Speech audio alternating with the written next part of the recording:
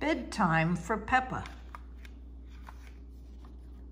One evening, Peppa and George are finishing their dinner. It is almost bedtime, but the little piggies are not sleepy. "Can we play outside for just a tiny bit?" Peppa asks. "All right," says Daddy Pig, "but you must come in when we call you for your bath." Peppa and George go outside to play one last game before bedtime.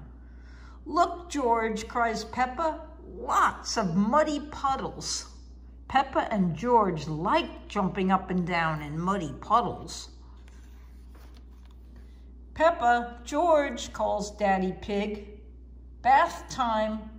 Peppa and George run home in their muddy boots. Squish, squash. "We found the biggest muddy puddle in the world," cries Peppa.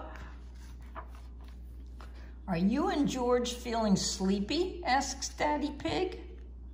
"No, Daddy," says Peppa, "we are not even a tiny bit sleepy." Before bedtime, Peppa and George take their bath. Peppa likes splashing. George likes splashing too. "Ho, ho, that's enough splashing," says Daddy Pig. "Let's get you into your pajamas." "Oh, can't we stay in the bath a little bit longer?" Peppa asks. "Bath time is over," says Daddy Pig. Before going to bed, Peppa and George brush their teeth. Brush, brush, brush. "Okay, that's enough brushing," says Mummy Pig. "Oh, but I think our teeth need a little bit more cleaning," says Peppa. Snort. "When you're in bed, Daddy Pig will read you a story," Mummy tells them. Peppa and George like stories. They hurry into their beds. When Peppa goes to bed, she always has her teddy tucked in with her. When George goes to bed, he always has Mr. Dinosaur tucked in with him. "Are you feeling sleepy now?" Daddy Pig asks. "No, Daddy," Peppa says. "We need lots and lots of stories."